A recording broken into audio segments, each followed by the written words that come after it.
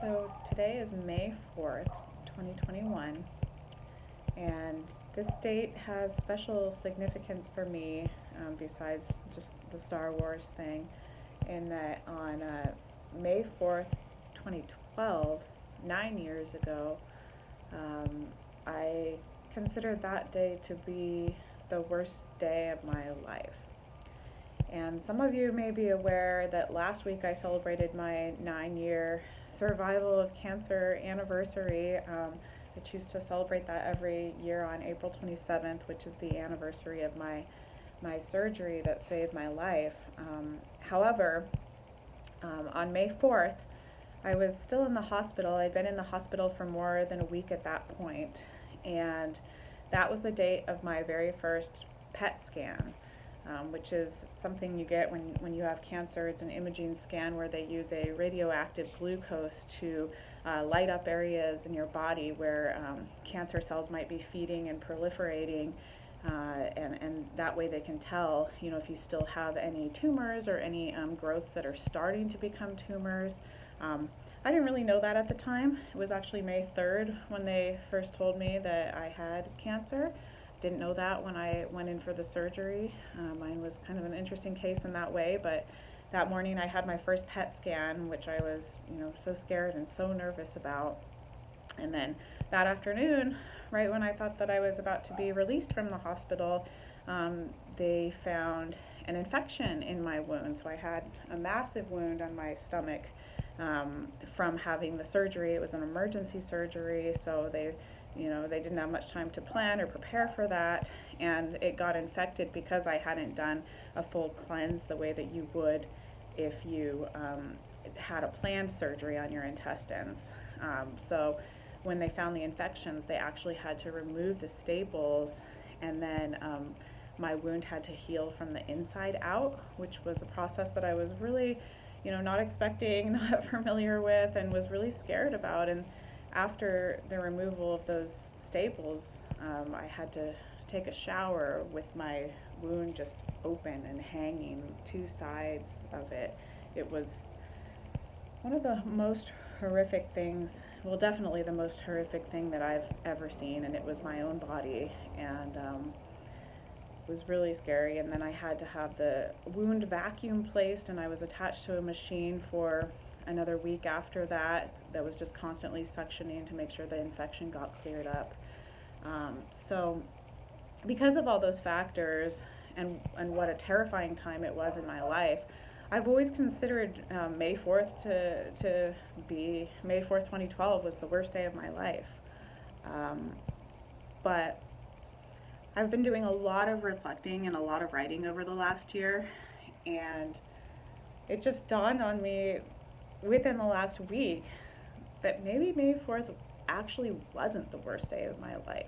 And this is a truth that I've lived with for, almost a decade now, thinking back on that day and what an obstacle, what a challenge it was for me to get through that day. But it might have actually been the best day of my life in a really weird and kind of twisted way. But as I think a lot about long-term recovery now and resilience, I realize what a turning point that day was for me. And even though, I didn't want to have a PET scan, nobody wants to have their wound infected, and to go through all of that gore.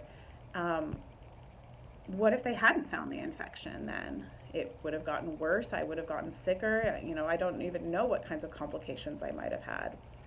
And that PET scan, while I didn't know it at the time, was a huge, huge milestone in my journey with cancer, because what that PET scan revealed was that it was gone, that the surgery had gotten rid of all of the traces of cancer. So,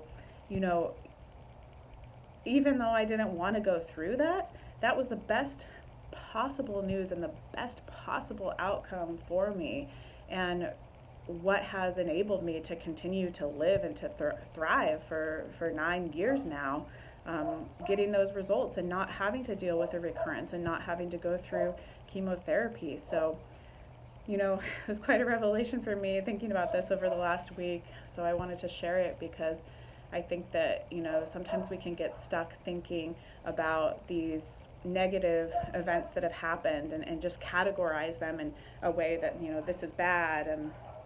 But maybe, it's not so bad. And maybe there are lessons here and really actually very good things that come out of something that is so challenging and so horrific, because having that day and getting that PET scan and getting the results that I did has enabled me to do everything else that I've done since then with my life. So that lesson and a lot of other things that I've been considering from my career in disaster preparedness, management, and response are parts of a manuscript that I have been working on for about a year and a half now that is going to be forthcoming. And I'm calling it right now, the working title is From Ruin to Rebirth, Transforming Disaster into Resilience. And I plan to continue to share some things and some insights from that writing on my website and on my social media. And hopefully when that book gets a publication date in the future, you will be able to read it in full, because I share a lot more about my experience as a cancer survivor and what that's meant to me, and all the parallels that I see between recovery from a personal crisis and recovery from community scale disasters that we plan for as emergency managers. So I just want to say stay tuned for that, and thank you for listening, and happy to be able to share in this way.